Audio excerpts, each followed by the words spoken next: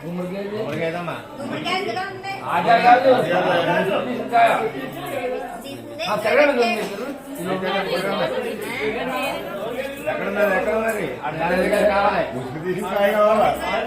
పెట్టాం కదా అక్కడ అదే మనుషులు అంటే పరిగెట్టుకుని వచ్చాడువే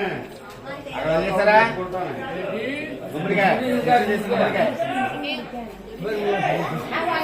అక్కడే ఉంటుంది అక్కడ లేదు